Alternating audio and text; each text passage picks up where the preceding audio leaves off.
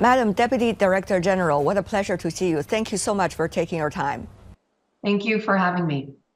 I understand the latest report from FAO is suggesting there's likely to be the possibility of famine in the Middle East if the conflict continues. Tell us about the latest situation, please.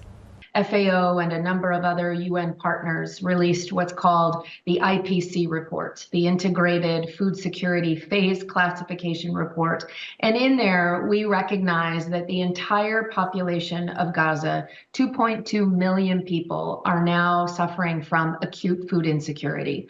What's even more concerning, though, that this report released just recently showed was that half of the population, fully 50% of the population, are in the uppermost level of hunger that we are able to report on. That's level 5. And that means that it is catastrophe and famine-like conditions.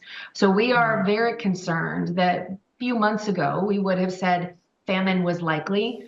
The release of this particular report just very clearly shows that famine is imminent. And it's very possible that there could be situations of famine that are already materializing even in the northern provinces, the northern governance in Gaza. It's important to understand that when households and individuals are in this upper level, this upper category 5, that means that there is truly an extreme lack of food. They are unable to meet many of their most basic of needs, and people are starving, and they face increasingly a significant risk of malnutrition, disease, and even death. And so this report is quite shocking. It's unprecedented in terms of both absolute numbers and also the percentage of a population that is this close to famine. We've never seen this before in the 20 years that we have been working on these types of reports in other countries. I personally hope that the release of this report,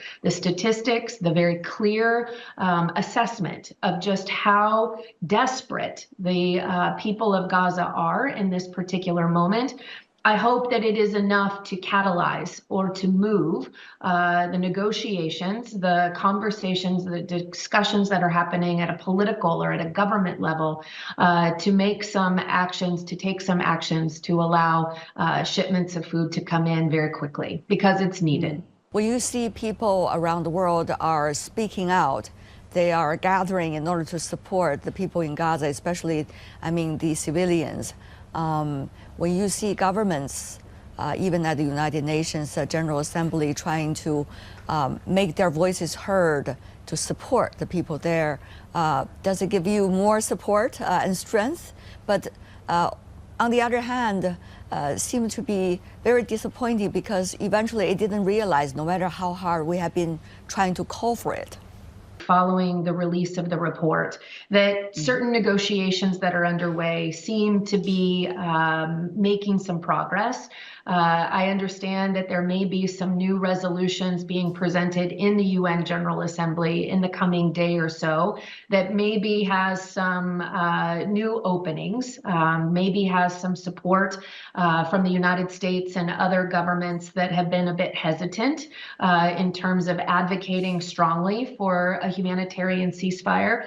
The other thing that comes alongside all of this is that it is admittedly encouraging to see so many alternative solutions, creative solutions that a variety of governments are trying to discern and to bring together to bring more food supplies into Gaza. You now have airdrops of food that have been put into place by the United States, by Jordan.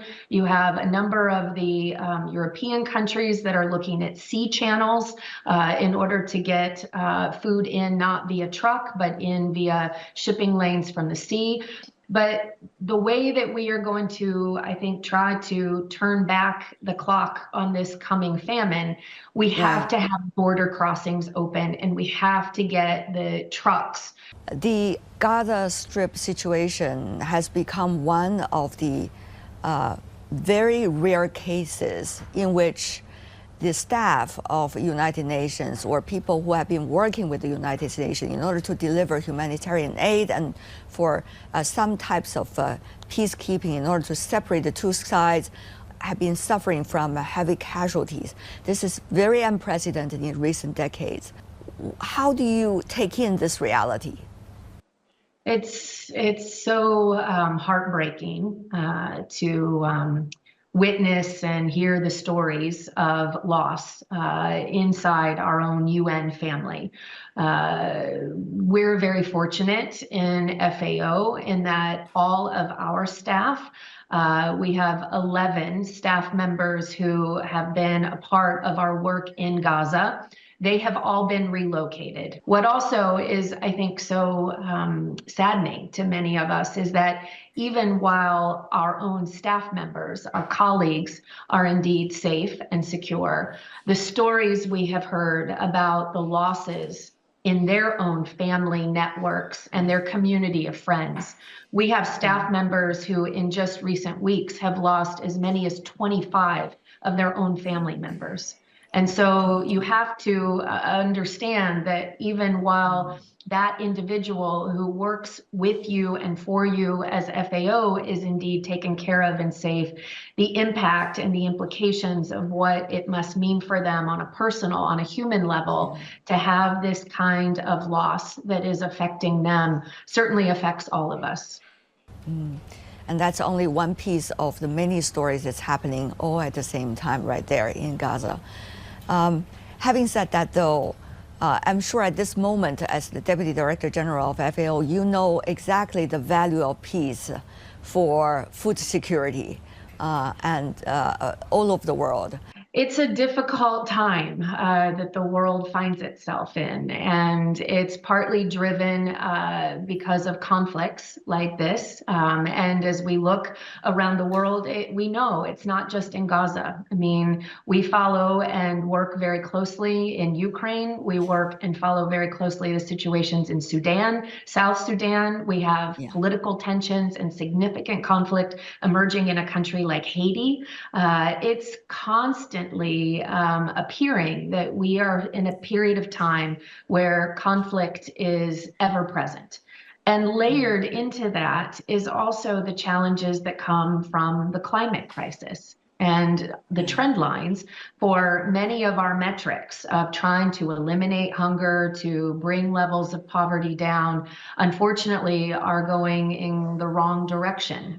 We had been making quite a bit of progress in these areas up until about 2015 or 16. And then this ever-present cycle, it seems, of conflicts that emerge, of variability in weather and climate-oriented patterns, and then the COVID pandemic.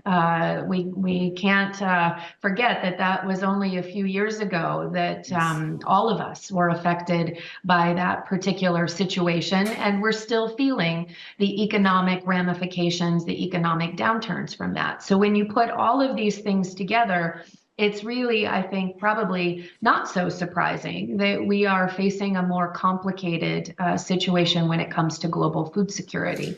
Today, we have 258 million people in the world in 58 countries who are considered acutely food insecure. And when it comes back to that IPC report that I was talking about earlier, this acutely food insecure population are in what we call IPC levels 3, 4, and 5. 3 is crisis, 4 is emergency, and 5 is catastrophe leading to famine, which is the situation we find ourselves in Gaza, for example. And so when you look at the situation, you realize that there is a great amount of work to be done, a great amount of humanitarian support that is required. Yeah.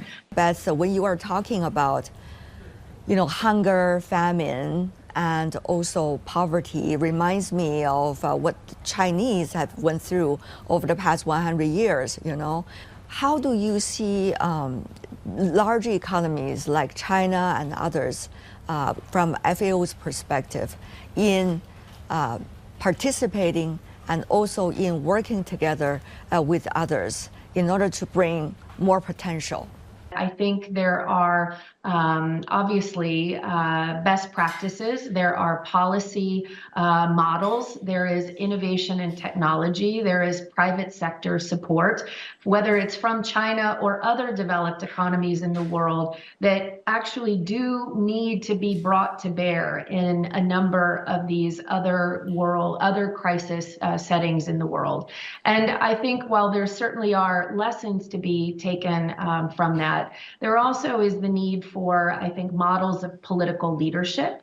I think there are models of, again, agricultural innovation, but there at the same time is also very importantly the need for continued investment and continued global financial support for these countries that are suffering. I don't want to make it seem that it's only about a financial cash investment that will make some of these challenges become less than. But there is a need for donors around the world who are in a position to provide humanitarian support. Again, whether it's in services, whether it's in data or technology or innovations, but also simply just in terms of financial commitments to really doing all we can. And I think China is certainly one of those very important recognized partners that can, I think, step up and be a very significant leader in how we address a number of these global crises. Beth, what a pleasure. Thank you so much for your input. Thank you. It was a pleasure to be with you.